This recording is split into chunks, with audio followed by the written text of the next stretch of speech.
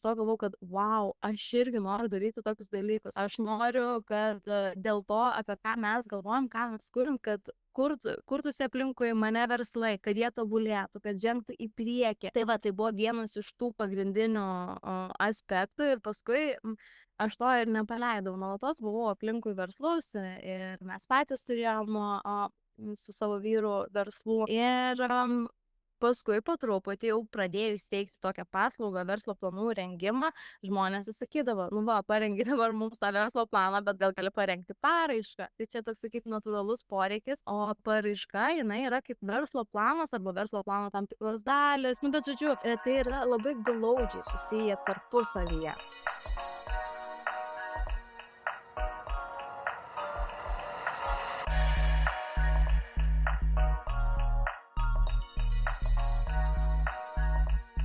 Labas, su tavimi sveikinasi Bright podcastas. Mes esame čia, kad įkvėptume.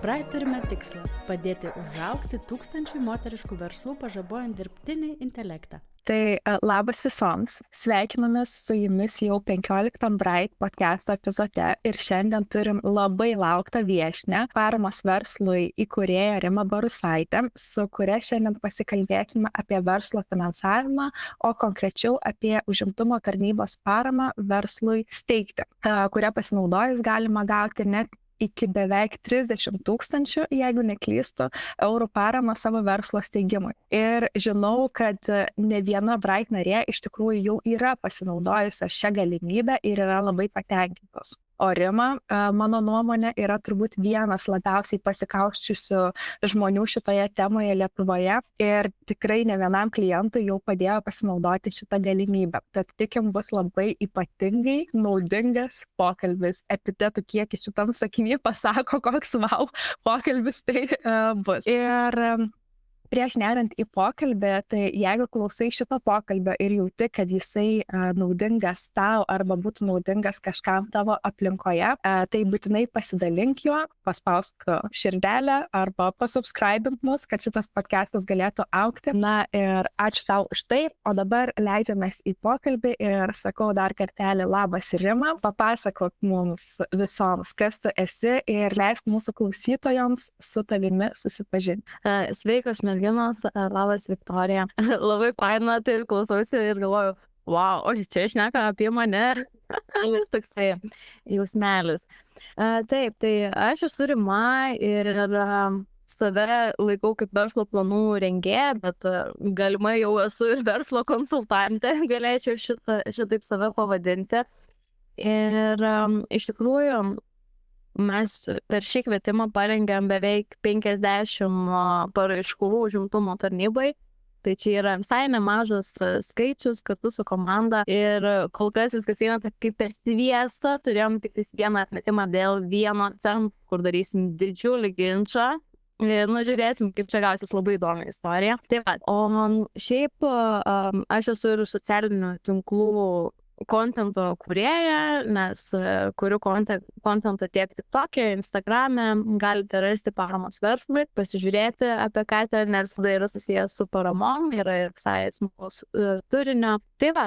Bet Rima, aš žinau dar vieną tokį faktą apie tave, kuris, manau, iš tikrųjų labai daug pasako apie tave kaip asmenybę. Tu esi ir karate juodojo diržo savininkė. Nes, kai žinoma, mane iš tikrųjų pasiekto juodo diržo karate Kyokushin iš tikrųjų užtrunka ne vienus metus ir tu tikriausiai jau nuo vaikystės jo sekei. Ir būtent kas tave motyvuoja tiek karate sporte, tiek versle.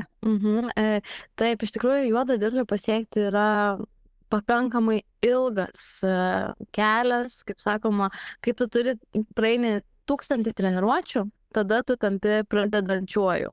Piktais, pas mumis šitaip skaitosi. Kai jau turi 10 000 savo sąskaitoje treniruočių, tada tampi meistru. Tai iš tikrųjų ta karate bendruomenė, jinai yra labai artima. Ten visi yra kaip šeima. Tavo treneriai, tavo antri tėvai, tavo kolegos, tavo broliai ir seseris. Ir žodžiu, taip ir augi toje bendruomenėje ir tiesiog yra neįmanoma nenueiti iki galo. Kai kurie sako, jūs ten esat sekta, netgi iki tiek. Nu tai va, o šiaip, kuom tai man padeda ir versle, tai karatė moko didelės disciplinos ir nuoseklumo, siekiant savo tikslų, išsikelti tuos tikslus. Džiaugtis mažais pasiekimais, tai kaip pavyzdys, tam vaikystėje mes laikydavom diržus ir tu gauni tą diplomą, kad tu išlaikei naują diržą, pasikeičia tavo diržo spalva, tu atsistoji labiau į priekį prieš kitus vaikus. Nu, vis tiek tai yra tam tikra motivacija ir savivertės pabūstinimas. Ir realiai tai aš ir versle lygiai taip pat išsikeliu tokius mažus tikslus ir aš žingsnis po žingsnio, po truputį kartais greičiau, kartais lėčiau link to einu. Tai va, tai aš manau, kad karatė mane to ir išmokė dabar, kad gyvenime galiu pritaikyti tą discipliną, nuoseklumą ir nuolatinį tobulėjimą. Tai tu jau paminėjai prisistatydama, kad esi prekės ženklo paramos verslui įkūrėja. Tai pasidalink, kaip gimė šitą idėją ir kaip apskritai atėjai į šitą veiklą, koks tas kelias buvo, vingiuotas, kalnuotas, o gal atvirkščiai visai tiesus. Jeigu taip labai iš toli, aš tai nuo vaikystės atsimenu, kad aš galvodavau, užaugsiu ir darysiu verslą. Aš būsiu verslininkė. Ten kartais nukrypdavo tos mintis, gal čia buhalterė, gal logistikoje, gal aviacijoje, bet man visą laiką tai atrodydavo pernelyg siaura niša. Tai lygiai taip pat 12 klasė, kai jau reikėjo stoti, aš ir nusprendžiau, kad aš nestosiu į logistiką, nes tai yra labai siaura ir jeigu norėsiu, geriau aš magistrę tiesiog pasisiaurinsiu į tą nišą, bet stosiu į tarptautinio verslo valdymą. Tai ir stojau Anglijoje, kur pajutau, mes su komandomis turėdavom rengti verslo planus kartu. Tai reiškia, kad sustatydavo į grupės ir sakydavo, turit parengti ten tokį, arba turit išanalizuoti Google, kaip jie veikdavo. Ir man tas darbas, turėdavom analizuoti, ten strateguoti, ten žiūrėti, kas su kuo susiję, ten visokių atradimų, taip atrodo, ten analizuoti kaip atradimai. Wow, tai žodžiu, tiesiog labai faina. Ir aš pamačiau, kad vienas iš tų projektų, kuris buvo susijęs su Izraelio Smart Cities vadinamu, kuris jau yra pakankamai Europoje išvystytas šiuo metu, nes čia gal buvo 2017, kažkas tokio metais. Žodžiu, tame projekte mes labai analizavom digitization, kaip Internet of Things, tai tie daiktai, kurie turi savyje internetą ir gali dalintis kažkokią informaciją ar palikti žinutę, kokią tai įtaką turi visam miestui ir visam verslui, kuris yra mieste. Man tai iš viso buvo kosmosas, kaip jie tenais gyvena, kaip ateityje. Aišku, yra ir tasai minusas asmeninės privačios erdvės, bet aš iš to galvau, kad wow, aš irgi noriu daryti tokius dalykus. Aš noriu, kad dėl to, apie ką mes galvojam, ką mes kuriam, kad kurtųsi aplinkui mane verslai, kad jie tobulėtų, kad žengtų į priekį. Tai va, tai buvo vienas iš tų pagrindinių aspektų ir paskui aš to ir nepaleidau. Nuolatos buvau aplinkui verslus ir mes patys turėjom su savo vyru verslų. Ir paskui po truputį jau pradėjus teikti tokią paslaugą, verslo planų rengimą, žmonės sakydavo, parengi dabar mums tą verslo planą, bet gal gali parengti paraišką. Tai čia toks kaip natūralus poreikis, o paraiška, jinai yra kaip verslo planas arba verslo plano tam tikros dalis. Bet žodžiu, tai yra labai glaudžiai susiję tarpusavyje. Tu kalbė apie verslo vystymą, apie kūrimą ir užsimeni pati, kad pačioj pradžioje jau mokykloje, būdama arba nuo vaikystės visada žinojai, kad kursi verslą. Aš visą laiką turėjau tokį klaidingą įsitikinimą, kad norint turėti verslą, jį vystyti, turi turėti tą mistinę verslumo gyslelę. Ir tu ją arba turi, esi gimęs su ją, arba ne. Ir aš buvau pastaroji, kuri neturiu aš verslo visiškai jokios gyslelės, man verslas neskirtas, čia yra, žmonės gimsta tokie. Tai kaip tau atrodo, nes rengi tikrai ne vieną verslo planą, rengi ne vieną paramą, paraišką tai yra paramai gauti. Tai kaip yra su ta mistinė verslo gyslelė? Ką pastebi pas savo klientus? Ar yra vis tik šitas dalykas, kaip ta verslo gyslelė? Ar tai yra dalykas, kur žmonės susidėlioja, susistrateguoja ir daro? Aš vakar lygiai tokio pačio, ne lygiai, bet panašiai žodžiais paklausiau to paties Rimanto Kaukėno ir jisai pasakė, mielas jaunimėli, dirbkit. Ir dar dirbkit. Ir tada kalbėjom su kitu animatoriumi, kuris yra gavęs Lietuvos garbės apdovanojimą ir dirbo Tom and Jerry kaip animacijos kūrėjas. Nu, žodžiu, Lietuvoje žiauriai pasižymėjęs žmogus, dabar aš jo pavardės neatsimenu, bet atsiprašau. Jisai pasakė lygiai tą patį. Jaunimėlį, turit dirbti, jeigu norit kažką padaryti. Tai aš galvoju, kad su verslumo gyslele yra lygiai tas pats. Kiekviena savybė, jinai yra daugiau mažiau išvystoma arba išugdoma. Kiekvienas įprotis jisai yra pasiekiamas, kai tu įdedi pakankamai pastangų į tai. Ir mano nuomonė, čia mano asmeninė nuomonė, nepagrįsta jokiais tyrimais ir taip toliau.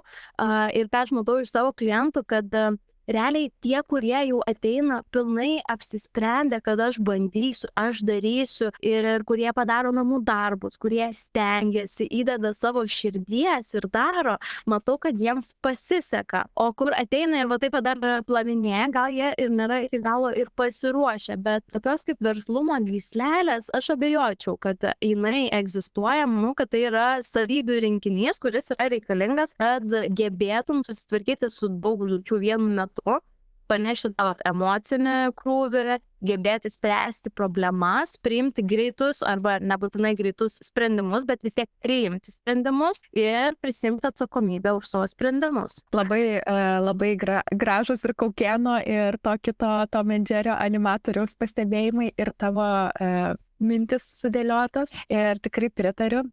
Ir man tiesiog kilo klausimas, grinai iš smalsumo. Niekada nesu tavęs klaususi, kaip tu pati, ar tu esi iš tokios verslios šeimos, kur verslas galbūt irgi buvo ta gyslelė, vadinkim, ar ne, ugdoma. Tu matėjau tą discipliną, norą daryti, užsidegimą, kryptingą ėjimą link kažko, ar tai yra kažkas naujo, ką tu kur tu nebuvai toje aplinkoje, bet kažkaip pasiklelė tavį pasisėjo? Šiaip labai įdomus klausimas.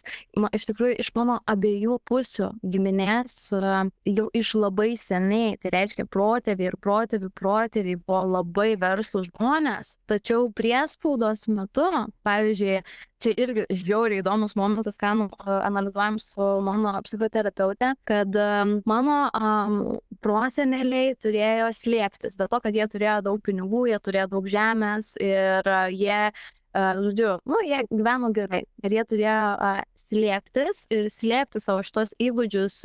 Paskui prosenelis išvažiavo dirbti į Sankt Peterburgą, į ginklų fabriką, bet žodžiu, tas buvo užslėpta.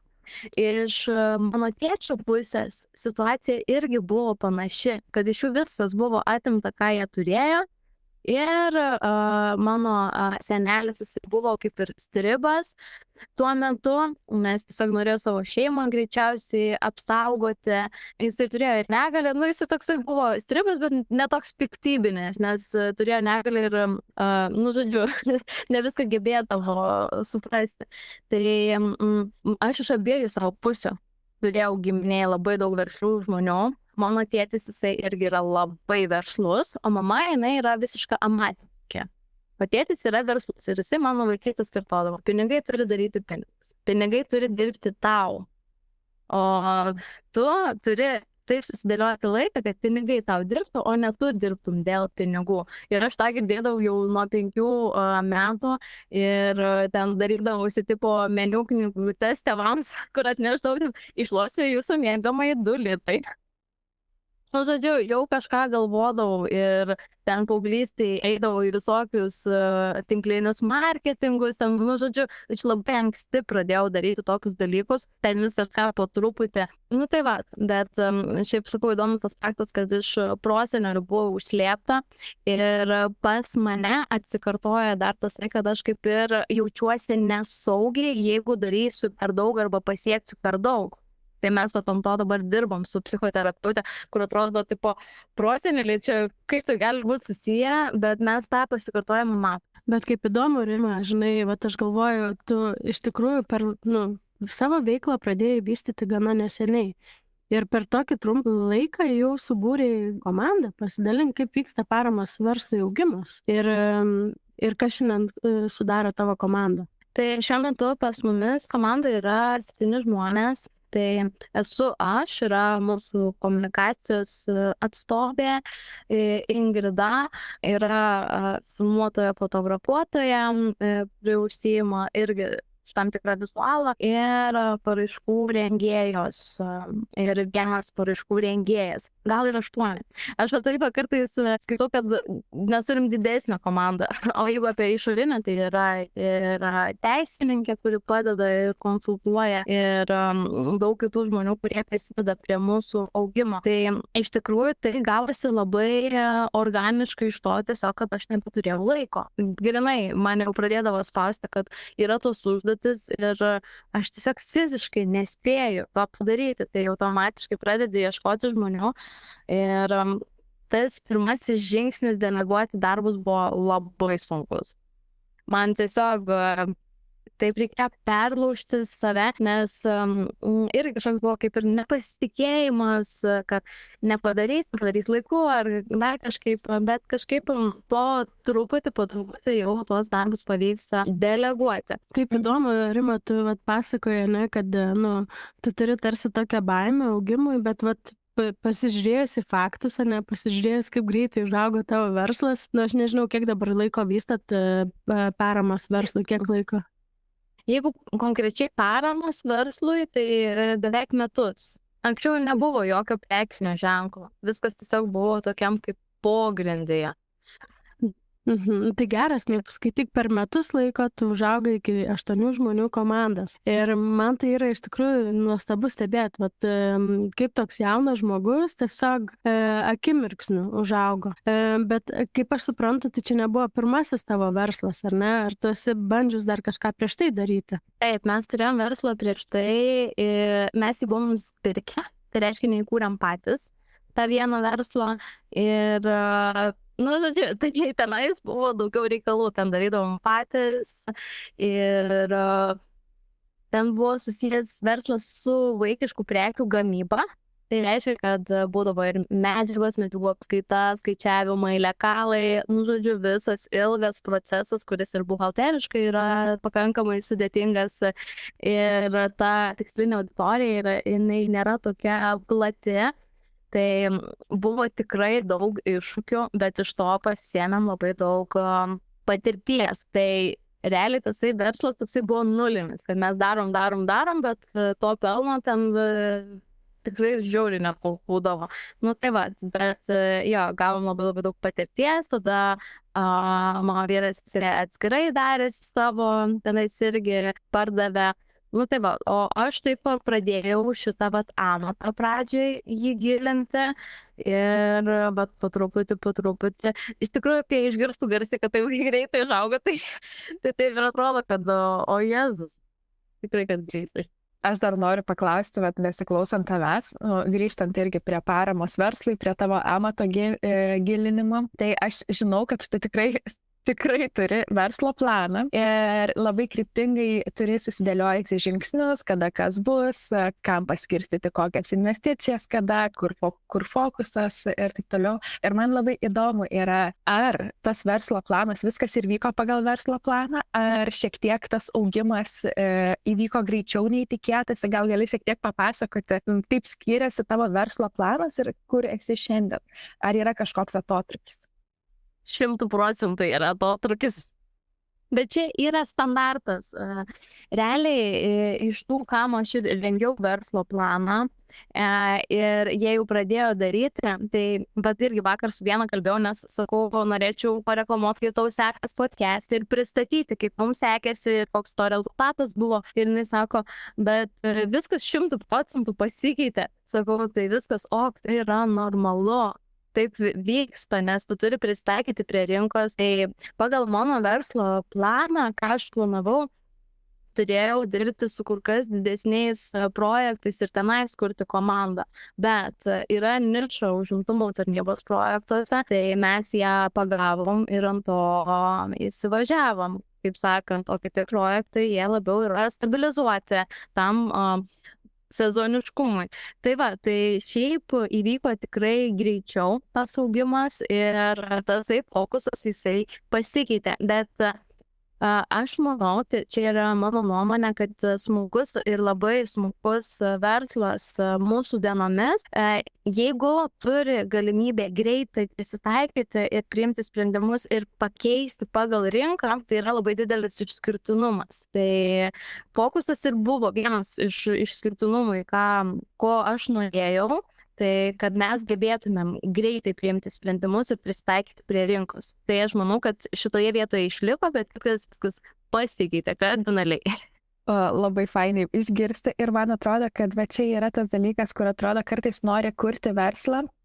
Ir mėtaisi ir nežinau, ką čia daryti, kur čia fokusuotis, ar tikrai čia man, ar tikrai čia yra tie galimybių ir neapsistoji ties vieną. Bet kai apsistoji ties vieną, susidėlioji planą, kaip link to nueisi, tu pradedi eiti, daryti kažkokius žingsnius ir gal jie tave nuves visai kitur. Tai man atrodo labai svarbu yra tas struktūruotas išsikelimas savo fokuso, tikslo matymas ir ėjimas link jo. Ir faktas, kad tu gali nueiti ir kažkur kitur, negu tu planavai. Ir taip dažniausiai turbūt ir įvyksta sėkmingiausi verslai pasiseka, jau bedarom. O mano kitas klausimas, grįžtant vėl prie paramos verslui, tai galbūt galėtum šiek tiek išsiplėsti ir pasidalinti, kokias apskritai paslaugas jūs siūlot. Nes tikrai yra daugiau negu paramos užimtumo tarnybos paraiškų rašymas ir teikimas. Taip, iš tikrųjų, daug žmonių kreipiasi jie. Dažniausiai man skambinam, klientai mėgsta man paskambinti ir sako, klausyk, aš čia turiu tą idėją, bet aš net neįsivaizduoju, nuo ko man reikia pradėti. Aš apie ją jau svajoju arba nesvajoju, tiesiog noriu žinoti, ar tai bus pelninga, nepelninga. Tai tokiu atveju aš pasiūlau minimalaus verslo plano paslaugą, tai reiškia verslo modelis plus finansinės prognozės. Jis yra visiškai minimalus.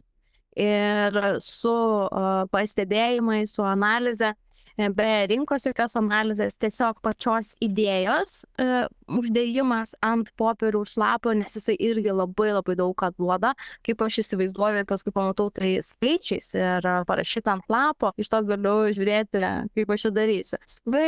Mes jau rengiame ir pačius dokumentus finansavimui gauti, tai tiek užimtumo tarnybai, tiek vietos veiklos grupės projektams, visokiems meniniams projektams, dabar šiek tiek su Europos Sąjunga nebedirbam tiek, nėra tam laiko šiuo metu ir nėra tam komandos. Ir paskui steigiam ir įmonės pačias, sutvarkom visą dokumentaciją ir tiek po paramos gavimo visą dokumentaciją galime sutvarkyti ir galima turėti ir individualių konsultacijų, ten, pavyzdžiui, dėl paskolų, nes vis tiek dirbant su finansavimu, tai aš žinau, kas vyksta šitoje rinkoje, yra ir visiškai naujai startuojantiems verslams paskolų ir su kai kuriais bankais mes turime bendradarbiavimo sutartį, kad ateinantys klientai nuo mūsų gauna tam tikrų lengvatų, kaip pavyzdys su Šiaulių banku esame pasirašę, kad ten jeigu neturi pradinio įnašo tam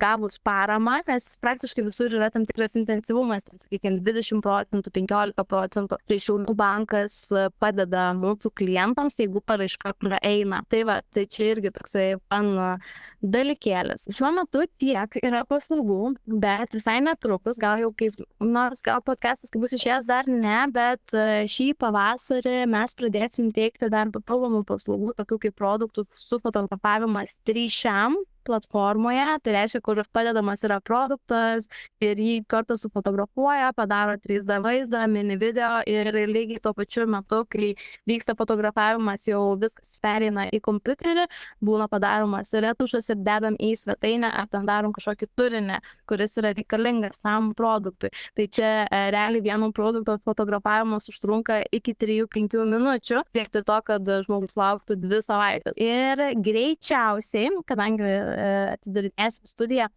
tenais bus galimybė ir filmuoti savo reelsus tiek green screen'e, tiek ne green screen'e. Čia šiek tiek, kad optimizuotumėm pačią vietą ir žinau, kad yra didžiulis poreikis Klaipėdoje žmonėms, kurie nori greitai ir lengvai nusifilmuoti. Yra vaikinukai, kurie montuos tenais iš karto ir jie jauni, šustri su savo visais dalykėliais, jie ten žiauriai greitai ir gerai dirbo. Tai bus naujų paslaugų. Tai matau, kad Rima ir šitoje vietoje greitai įvyko tas adaptalumas, prisitaikymas prie poreikio, kad kažkas yra dar, kažkoks poreikis ateina iš auditorijos ir jūs labai puikiai gebate prisiderinti ir pasiūlyti paslaugą tam. Čia jau, nežinau, su ta verslumo gyslele mes turėsim perdiskutuoti, man atrodo, pamatyti iš karto tas galimybės. Bet einant toliau šiek tiek noriu pasukti mūsų pokalbį apie pačias paramas, nes žinoma, turbūt visi pritars, tiek verslai, tiek neverslai, kad papildomi pinigai niekada ir niekam nepamaišo. O kuriant verslą, jie ypatingai yra tikras palengvinimas ir, paramos gavimas verslui yra tikrai aktualus daugumai, ypatingai kai verslas tik tai startuoja, įsikuria. Ir kokie verslai gali pretenduoti, ar jie jau turi būti įkūrę verslą, jo gautum paramą, ar, nežinau, dar gali dirbti tą savo samdomą darbą, kurio turbūt jau tyliai nekenti, bet planuoji kažkokią tai idėją ir norėtum kurti verslą? Šitame atsakymė yra dvi medalio pusės. Tai kaip pavyzdys, užimtumo tarnybos paramai, to, kur yra 32 000 eurų, 178 dar eurai. Visa bendra suma yra, maksimali dotacija yra 32 178 eurai. Tenais gali pretenduoti fiziniai asmenys, kurie šiuo metu yra bedarbiai, vykdo individualią veiklą, arba turi verslo liudijimą, arba įmonės vadovai. Tai reiškia, aš turiu kažkokią įmonę tiesiog po savimi, bet planuoju keisti kryptį. Tai tas spektras žmonių, jisai yra labai platus, bet iš esmės šitas projektas yra orientuotas į fizinį asmenį. Tai reiškia, tai nėra įmonėms parama.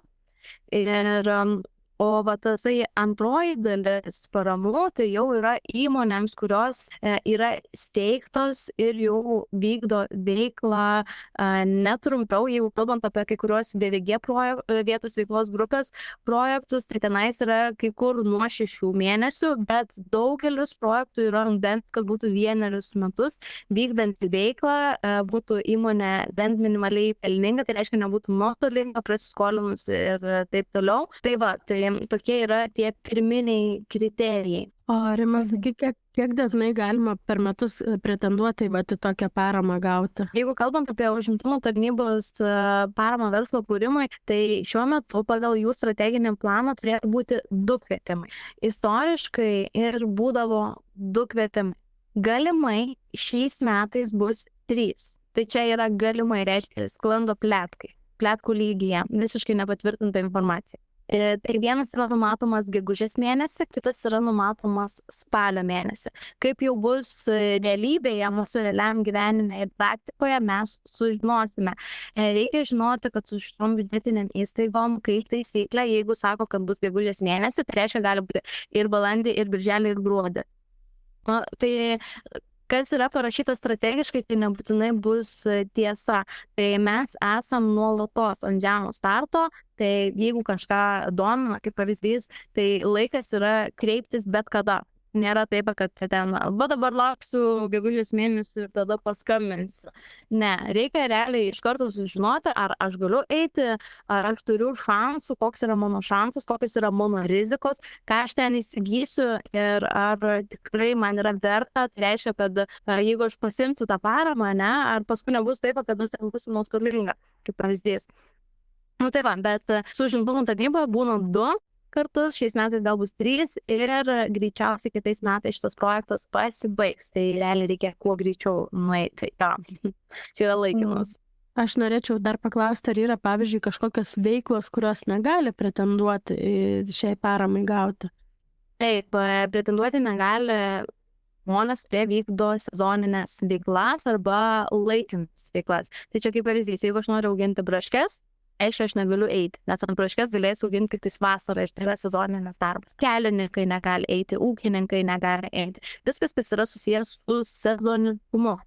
Jeigu aš galiu pagrįsti, kad aš veiklą vykdysiu ištisus metus, nepaisant to, kad ten gal pas mane bus šiek tiek mažiau klientų ir panašiai, to cikliškumo, tai tada viskas yra ok.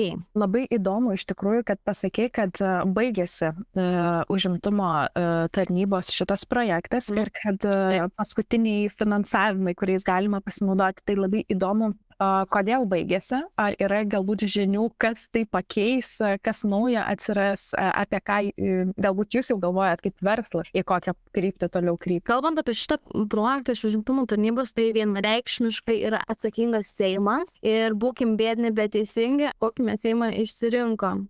Nes jisai tikrai nėra palankus užimtumo tarnybos šitam projektui ar ten kitiems projektams, kurie yra susijęs su smulkaus verslo vystymu, nes ir šį sausį mes turėjom situaciją, kai užimtumo tarnyba sako, sorry, projektų nebebus ir šitam sausio mėnesio projekte mes turėsim gal tik tais 1,5 milijono vietoj 10 milijonų. Ir aš ten turiu su kuo pasišnekėti ir sako, žiūrėk, yra esmė tokia, kad mes dabar šiuo metu nerandam finansavimo šitam dalykui ir nežinom, kaip bus. Nes anksčiau buvo atsakingas tam tikras asmuo, kuris pušindavo tenais, tos mens nebėra Seime ir yra pasikeitusi apskritai valdančioji, tai, žodžiu, reikia savo Seimą tikrai rinktis atsakingai. Tai va, bet kol kas, kaip ir situacija šiek tiek yra pasitaisiusi, negalim skūstis, kaip bus, niekas negali prognozuoti ir niekas nežino, tai tikimės visi geriausio, o mes kaip verslas tikrai, aš jau darau didžiulius namų darbus, kad mes paskui imsim tikrai tam tikrą nišą, kuri yra pakankamai sudėtinga. Aš dar nenoriu garsiai atskleisti šitą dalyką ir realiai tenais man asmeniškai reikia savo kompetenciją pasikelti, nes tenais yra pareikalavimų kompetencijai. Tai aš dabar dirbu ties tuom ir žiūriu, kokie tenais bus procesai, kaip kas vyks, bet tie projektai tikrai yra dideli, kur už projekto rengimą būna, sakykime, vidutiniškai tos kainos didesnės negu 50 000. Tai tie projektai tikrai yra tos jau didelės apimties. Ką aš girdžiu iš tikrųjų ir noriu paraginti mus klausančias verslininkės ir vystančias savo veiklas tikrai suklusti šiais metais ir galbūt paskubėti kreiptis į Rimą, kol ji dar gal turi laisvą kalendoriuje dienelę padėti jums užpildyti paraiškas. Pritariu, Birutei, aš netgi pati galvoju, gal man reikia greičiau kreiptis. Iš tikrųjų, rekomenduoju, netgi jeigu aš ir tiesiog fiziškai nežinau, ką aš ten galėčiau nusipirkti, man tų priemonių gali reikėti. Aš vis tiek rekomenduoju kreiptis, nes aš jau per savo patirtį galiu pasakyti, gal to būtų naudinga nusipirkti tą ir tas tau padidintų pajamingumą. Tu biškelį tenais parašytum, kad aš vykdysiu ten grafikos dizainerio veiklą, įsigysi kompiuterį, stalą, kėdę, programinę įrangą reikalingą, ne, tenais daryti visokiems vizualiniams dalykams ir taip toliau. Ir tokiu atveju tai vis tiek kažkuom prisidės prie mano dabartinės veiklos. O jeigu aš matysiu, kad ten tikrai nėra ką pirkti, tai ir taip ir pasakysiu, kad sorry, tau nepakeliuoju su šito projektu ir neik. Labai geras tipsas ir dar paraginimas pasikreipti. O man kaip svarstančiai irgi apie tai ir manau kitoms bus aktualu, kad papasakotum šiek tiek, kaip apskritai vyksta tas užimtumo tarnybos paramos gavimo procesas. Tai procesas prasideda nuo to, kad būna paleidžiamas kvietimas. Paleistas kvietimas reiškia, kad užimtumo tarnyba kviečia fizinius asmenis teikti paraišką paramai verslo kūrimui gauti. Ir būna laikotarpis 30 dienų, per kurį reikia supildyti visus reikalingus dokumentus ir priduoti juos į jų sistemą per elektroninius valdžios vartus. Po 30 dienų užsidaro šitas kvietimas ir tada prasideda paraiškų tikslinimo ir tikrinimo etapas, kuris trunka 45 dienas. Tuomet vertintojai žiūri, kaip jinai parengta, kokios klaidos, jeigu reikia atliekami ir tikslinimai ir paskui yra pereinama į gynimo etapą. Ir ką irgi paminėjau, kad tai yra kvietimas ir pats projektas yra konkursinio pobūdžio, o tai reiškia, kad asmuo turi surinkti ne mažiau kaip 35 konkursinius balus pirmame etape. Tai kad aš tik priduodu paraišką, jie pirmiausiai pasižiūri, ar yra tie 35 balai. Pasižiūri, yra ar nėra, jeigu nėra, iš karto atmeta, tai yra labai svarbu atidžiai žinoti, kad aš surenku šios balus. Ir reikia atitikti kritinius ir nekritinius kriterijus. Tai pavyzdžiui, ką aš ir darau tą pirminį konsultaciją, kur žmonės sako, man nereikia tos konsultacijos, aš galiu pati pasižiūrėti. Aš tam ir darau, kad labai aiškiai pasakyčiau, surenki tiek balų, atitinki tokius kriterijus, to netitinki, reikia padaryti namų darbas numeris 1, 2, 3, kad galėtum eiti į projektą. Nu tai va. Ir paskui tikrinimo etape padaromi yra tikslinimai, einama yra į gynimą. Gynime yra skiriama 20 minučių apsiginti savo paraišką. Tai reiškia, kad yra prisijungiama prie pokalbio su užimtumo tarnybos komisija, kurią sudaro nuo 4 iki 6 žmonių. Ir matau jau veidą iš wow, čia bakalaurinis. Sėkmės, Viktorija. Bakalaura. Neišsigarskit, čia. Čia tas gynimas, reikia prisijungti, tie 5 klausimai, jie yra iš anksto žinomi. Yra 20 minučių. Pavyzdžiui, aš savo klientams atsakymus parengiu ir jie va taip atsisėda, pasiema savo atsakymus ir aš planuoju savo veiklą vykdyti Kauno mieste ir teiksiu ir jie skaito tos atsakymus, nes tikrai yra žmonių, kuriem yra 60 metų ir viešasis kalbėjimas nėra jų stiprioji dalis. Jie sako, aš nesuprantu, ką tas 3 klausimas reiškia. Nu, tie klausimai, jie tikrai yra iš verslumo pusės, net ne iš paraiškos pusės. Jie yra apie verslą, konkrečiai tam, apie išskirtinumą, apie rizikas, apie finansinės prognozes, apie tai, kaip tasai verslas augins kitus verslus reikia pagrįsti. Nu, žodžiu, tai va. Tenais gynimo metu reikia surinkti 15 konkursinių balų. Kriterijai yra visiems aiškiai matomi ir prieinami. Ir apsigynus, praeina 5 dienos, išeina bendras finansuojamų projektų sąrašas ir jau paskui asmeniškai yra gaunamas kvietimas pasirašyti sutartį su užimtumo tarnyba dėl paramos gavimo. Tada pasirašius šitą sutartį yra pervedama 85% visos prašomos paramos į įmonės sąskaitą, tai šitam etape reikia turėti 15%. Tai čia tie 15%, kur sakiau, ne visi žmonės juos turi ir juos yra galimybė pasiskolinti iš Šiaulių banko kaip pavyzdys. Ir turint šitą visą 100% matytos paraiškoje sąmatos, yra vykdomi pirkimai, kurie buvo matyti paraiškoje. Įvykdžius pirkimus ir parodžius, kad aš vykdžiau pirkimus, atvažiavo, patikrino, kad tie pirkimai tikrai įvyko ir tasai mano kompiuteris stovi ant to stalo, kur aš, buvau nusimačius nusipirkti. Tada jie tuos 15% perveda į įmonės sąskaitą. Tai tie žmonės, jeigu paskolino, jie gali grąžinti atgal Šiaulių bankui tos 15%. Tai va, ir tada jau galima startuoti su veikla ir veikla yra privaloma vykdyti ne mažiau kaip 36 mėnesius ir mokėti savo bent minimalų mėnesinį atlyginimą visą šitą laikotarpį ir reikės atsiskaityti, kad jisai buvo išmokėtas pagal numatytą tvarką, kuri buvo aprašyta paraiškoje. Jeigu aš nusimačiau, kad kiekvieno mėnesio iki einamojo mėnesio 15 dienos, taip ir turi būti padaryta ir reikės tą parodyti. Ir čia yra pagrindinis įsipareigojimas ir neginčiamas įsipareigojimas. Labai įdomu, tai pavyzdžiui, jeigu vystai veiklą, tarkim paslaugų teikimo veiklą ir tavo pajamos, tarkim, tie mokėjimai, jie suvaikšto vienas vėliau, kitas anksčiau ir galbūt nėra kiekvieną mėnesį stabilios konkrečios pajamos. Tai jau tokiu atveju kyla tas pavojus, kad netitikti sąlygų. Tarkim, jeigu vieną mėnesį tu susiplanuoji ir staiga nėra tų finansų. Galimai taip, bet lygiai taip pat užimtumo tarnyboje kiekvienam projektui būna priskirtas koordinatorius, kuris prižiūri, kaip pavyzdys, Viktorija, įsivaizduok, tavo projektas jau praėjo, tu jau vykdai veiklą. Ir aš prižiūriu tavo veiklą, kaip tau sekasi. Ir tu, tarkim, atsiunti dokumentus ir aš matau, kad vieną mėnesį tenais buvo praleistas mokėjimas kažkaip, bet visas bendras 12 mėnesių vidurkis jisai atitinka.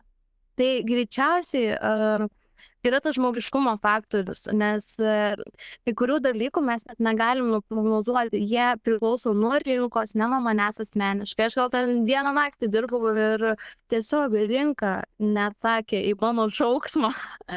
Ir, tai va, tai tenais irgi yra tas žmogiškumo faktorius, bet jeigu jie mato, kad žmogus, sakykime, piktybiškai kažko nedaro, ten neišsimoka, ar ten slepia, ar dar kažką, tada taip, yra tam tik numatyti atvejai, kuriais ir ne tik, kiekviena situacija yra individuali.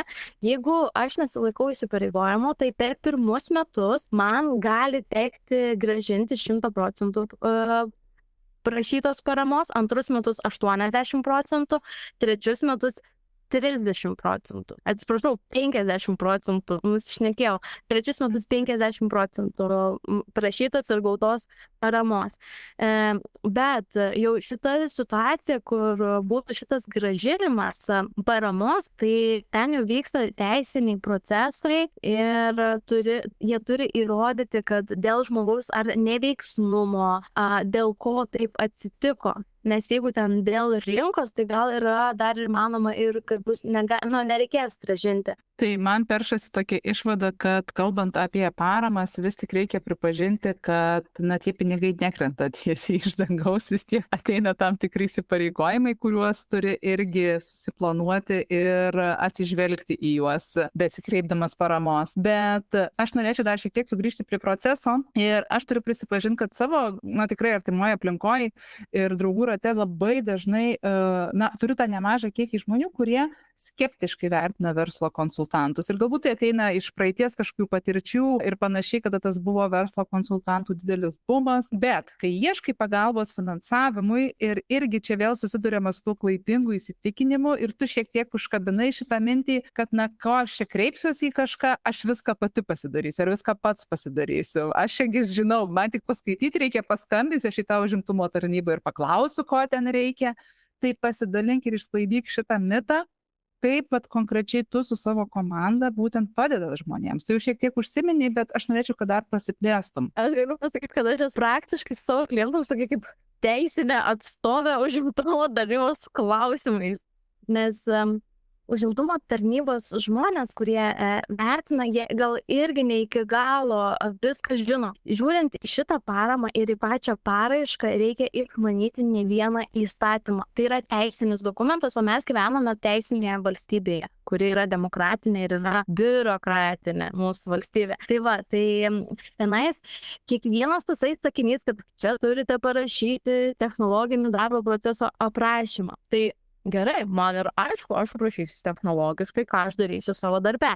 Bet kiekvienam tokiam sakiniai yra atskiras dar toksai omenys, aš visą laiką šitą organą miniu, kuris yra dar vienas mūsų organas ir ką aš turiu omenyje, kad ten yra parašyta vienaip, bet po to tenais yra parašyta, kad man reikia padaryti technologinį darbo proceso aprašymą, bet iš tikrųjų man reikia pagrįsti kiekvieną savo darbo priemonę atskirai, tada prašyti bendrą aprašymą su nurodytais techniniais parametrais ir juos pagrįsti, kad jie man bus reikalingi mano darbo dienoje.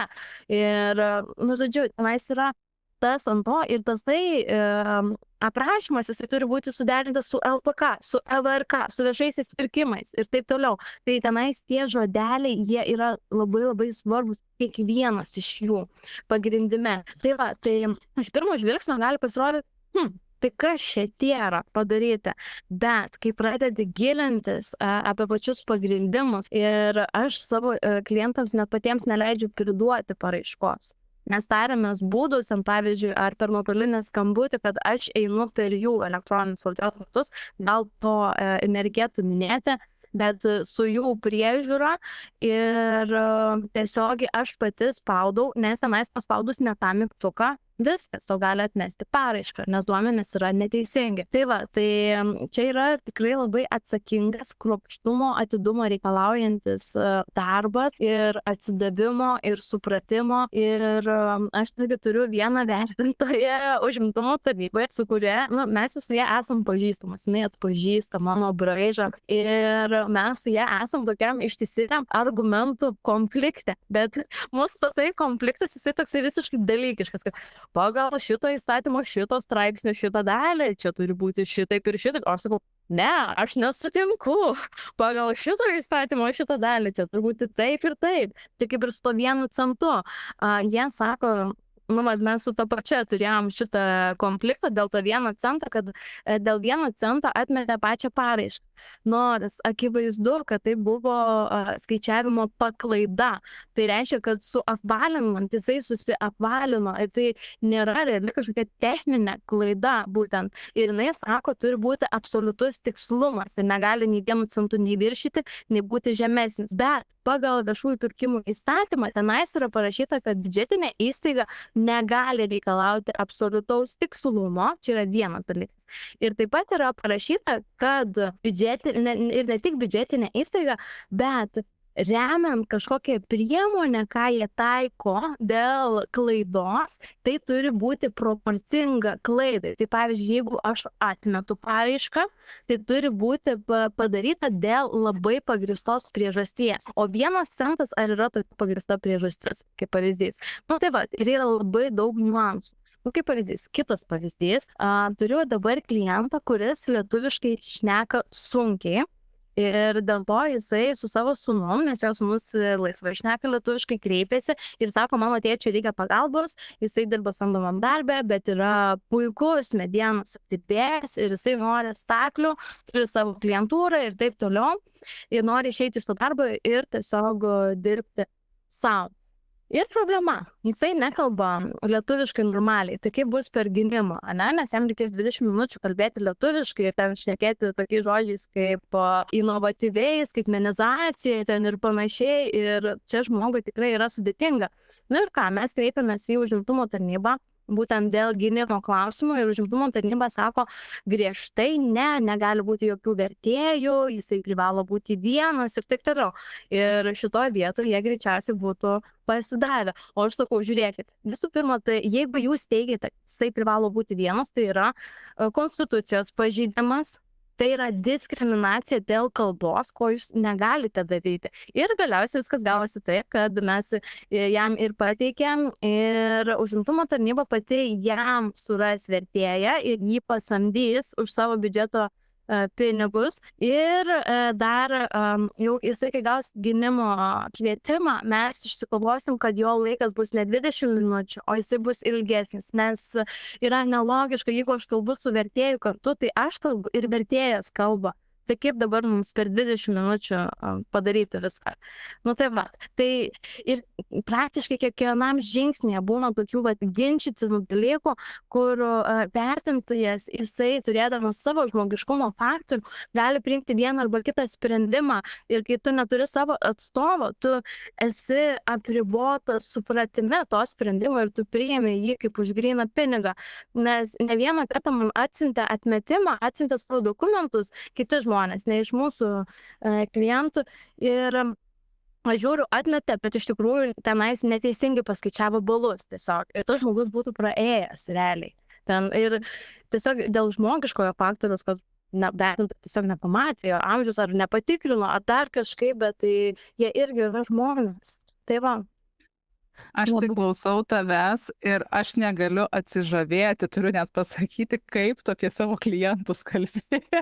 Ir kaip tu tą istoriją taip pasakoji ir atrodo degi tu tai žmonėm. Ir dar vieną. Aš kovosiu iki galo, bet jie savo verslą turės. Tai nuostabu. Dar vieną dalyką, kurį pastebėjau, Rima, pas tave tą kovinę dvasią, kuri ko gero ir ateina iš karate, kad tu tikrai nepasiduodi, žinai, tai ne iš savo klientus. Bet man visgi įdomu, tu ir pati minėjai, kad ateina žmonių visgi, kurie sako, bet aš ir pats čia galiu pasiruošti. Tai kam tu rekomenduotum, nes aš tavęs klausau ir galvoju, kiek čia visokių plonybių, kiek reikia iš tikrųjų žinoti, tu pati, kiek per tos metus susidūrei su kokiu atveju ir kokius įdomus keisus pasakoji. Tai aš galvoju, koks žmogus galėtų pasiruošti vienas ir kam tu rekomenduoji ateiti pas tave ir kad padėtum pasiruošti.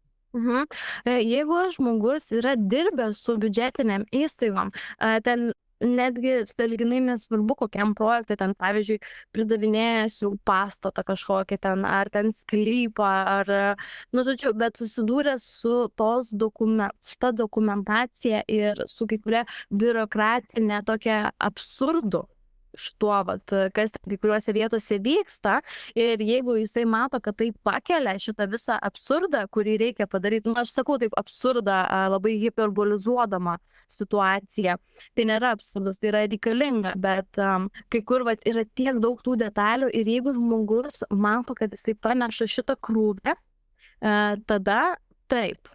Jeigu žmogus yra neraštingas, jam yra sudėtinga naudotis kompiuteriu, sudėtinga skaityti teisinius dokumentus ir juos suprasti, tai tada tokiu atveju aš rekomenduoju kreiptis į specialistą, kurie tai daro. Ir savo nervų ląsteles jas pasilikti kažkam kitam sudeginti. Ir tada gali taip pagulėti, čilinti ir žinoti, kad mane padarys, o aš savo ramiai miegosiu ir negalvosiu ten, ar pridėjau techninėme ten kokį techninį, nežinau, dalį ten kažkur. Jo, labai, labai svarbu yra, ypač jeigu nemėgsti Excelio ir visų tų tokių darbų, tai kreipkis į specialistą, nes ir šitas tikriausiai nepatiks. Visiškai,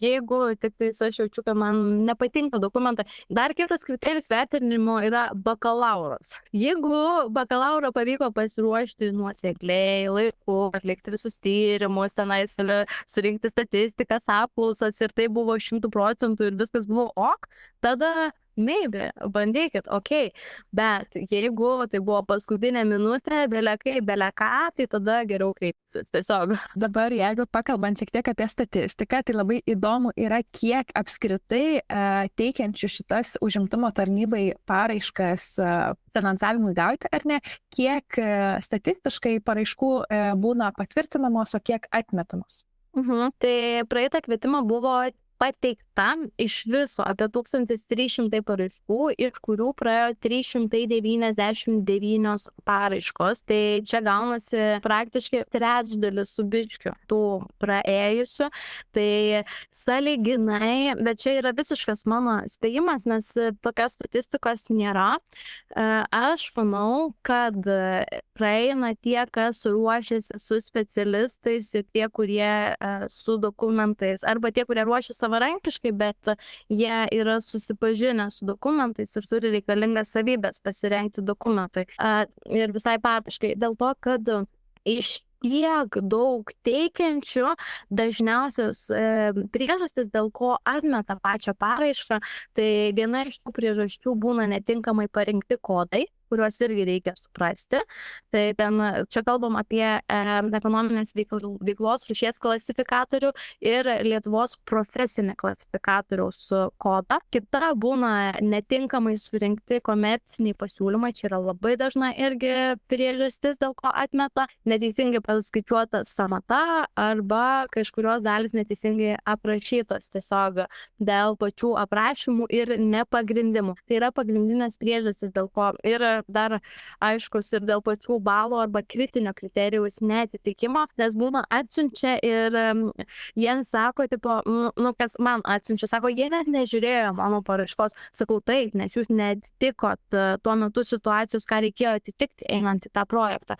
Tai va. Labai įdomu, Rima, bet mes šnekam apie kitus verslus, ar ne, pasakoja, kaip gauti paramą ir taip toliau, bet man įdomu, su kokiais iššūkiais tau pačiai tenka susidurti tavo versle? Tai vat, vienas iš pagrindinių iššūkių jisai ir buvo komandos rinkimas, bet aš jau kažkaip su juo pradedu miegoti su šituo iššūkiu, jis tampa mano draugu šioje akimirkoje. Ir kitas dalykas, čia dėl mano asmeninės savybės, aš esu perfekcionistė. Tai yra mano kaip ir pliusas, bet tuo pačiu jisai yra ir minusas. Tai šiuo metu aš labai mokuosi daryti viską lengviau, švelniau.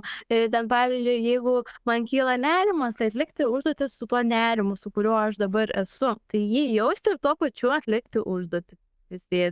Nu taip pat, tai nes man iš to perfekcionizmo aš labai prisiimu daug atsakomybės už klientą, kai kuriuo atveju, tai aš juos prižiūriu kaip vaikus. Ten, pavyzdžiui, ar tu ten užsiregistravai, atsiųsk man nuotrauką dabar. Kad ten užsiregistravai tikrai, nes mes tavo paraišką, ko aš iš tikrųjų neturėčiau daryti, nes jie yra suaugę žmonės. Ir jie turi nueiti į užimtumo tarnybą ir užsiregistruoti, kaip pavyzdys, ne?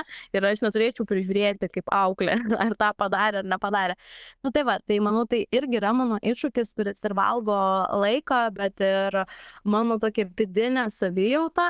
Tai palyginus rugsėjo mėnesio kvietimą, kuris buvo, ir sausio mėnesio, tai sausio mėnesį mes tikrai padarėm kur kas didesnį kiekį, nu ne kur kas, bet tas kiekis jis buvo išaugęs ir aš praktiškai gal tik tais vieną vakarą dirbau, kas man buvo milžiniškas pasiekimas, nes aš prieš tai dirbi dieną, grįžti namo, pabūni su šeima, tada vaikas užmiega, tu eini toliau dirbti, nueini naktį miegoti ir keliesi 7 valandą.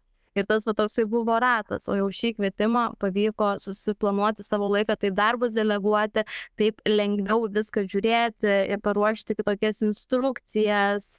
Nu, žodžiu, tai ir kito kvietimo, gegužės kvietimo mūsų tikslas bus 100 paraiškų. Aš tą pasakau atvirai ir ieškosim dar komandos papildymo ir jau turiu naują procesą, kaip mes tai darysim ir kaip to sieksim šito tikslo, bet aš jau suprantu, kad su 100 paraiškų aš greičiausiai kiekvieno žmogaus jau taip asmeniškai nebepažinosiu. O labiau būsiu kaip tokia atvejo analizė, tais atvejais, kai jie yra sudėtingi.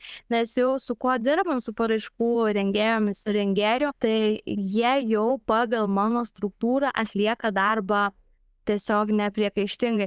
Bent jau kol kas iš tikslinimų, ką matau, tai arba jau tiesiai išeina į gynimą ir nėra jokio tikslinimo, o jeigu yra tikslinimas, tai jisai ten būna toksai minimalus, apart tos vienos vertintojus, su kuria mes turim einamą šitą argumentų dalyką.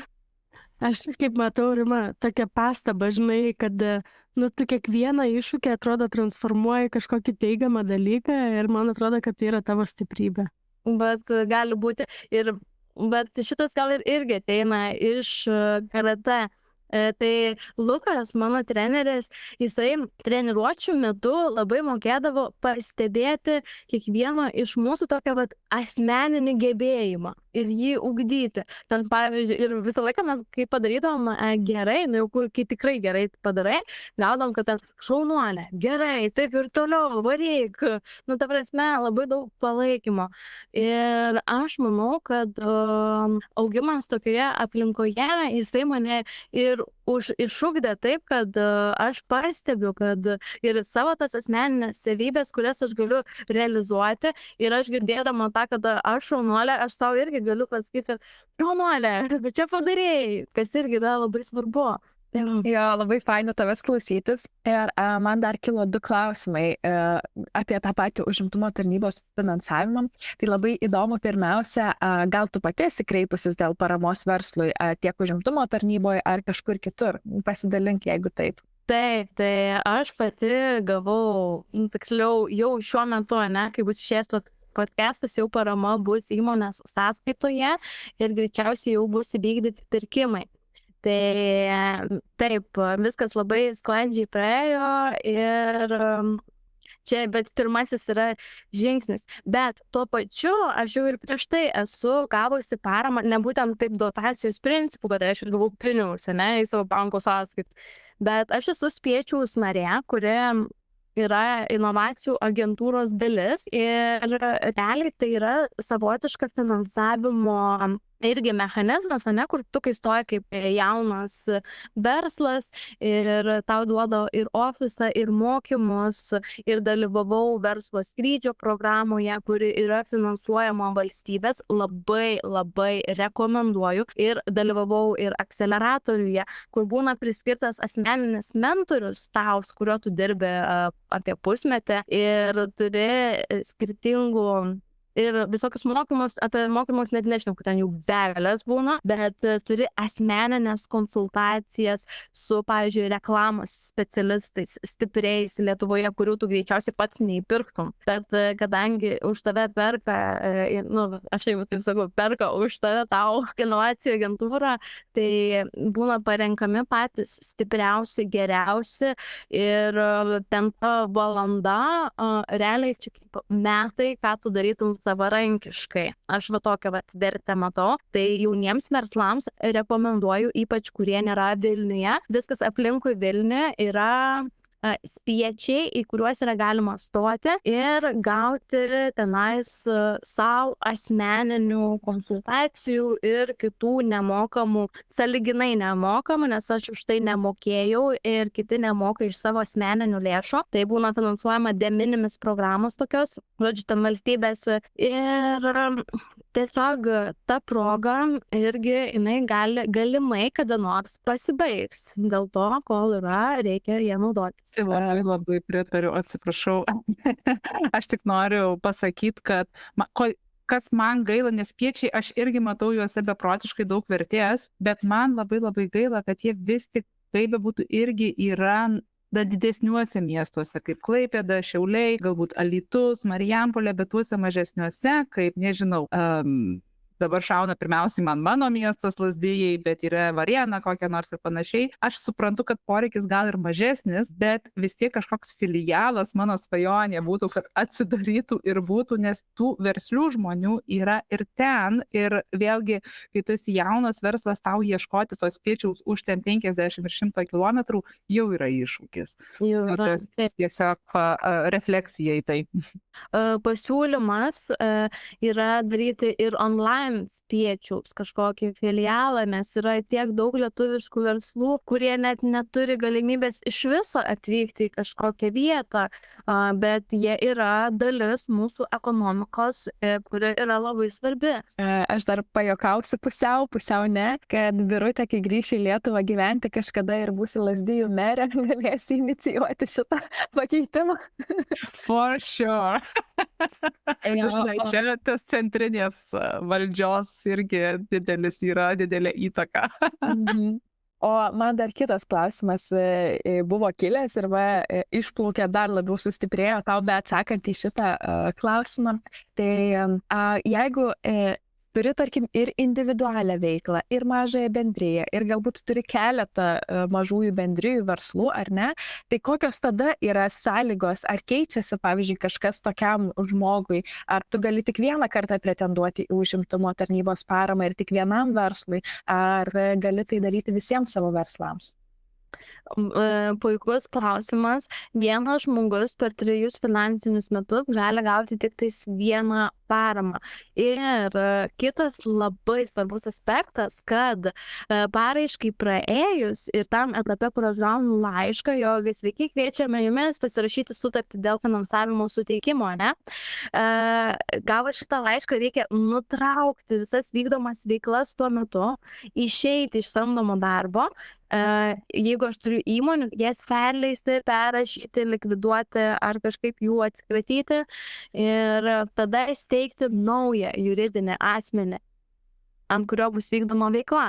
Bet tam juridiniam asmeniui, kuris bus steigtas, nėra apribojimo, kad ten negali būti kitų kodų po apačia, kad aš darysiu dar ir tą. Tiesiog turi būti tos pajamos atskirai valdomos, kad ten, tarkim, turiu 2 arba 3 ar 4 sąskaitas ir viena eina, kas susiję yra su parama, o kitas tenais su kitom veiklom. Ir dar vienas buvo, kad tiesiog viena parama vienam fiziniam asmeniui. Ok, tai manau labai svarbus tipsas jo. Tai ačiū labai, kad pasidalinai, tikrai buvo labai įdomu tavęs klausytis šitą temą ir tiek daug klausimų, kurių net nežinojau, kad man kyla, atsakei, tai labai džiaugiuosi. Beklausant užsidegusios Rimos, šauna į galvą įvairiausi klausimai, tai kaip tą savo verslą dar labiau paturbinti ir užauginti. Bet podcastas nėra vėlgi irgi guminis ir nesitampo per daug, tai jau keliaujam link pabaigos. Bet Bright bendruomenėje beveik viskas sukasi aplink dirbtinį intelektą ir todėl šis klausimas taip pat natūralu, jog visada papuola į mūsų podcastus. Tai Rima, savo komandoje, darbo procesuose, ar naudoja dirbtinį intelektą ir jo įrankius ir jei taip, tai ką konkrečiai, kur panaudojat? Pasidalink su mūsų klausytojomis.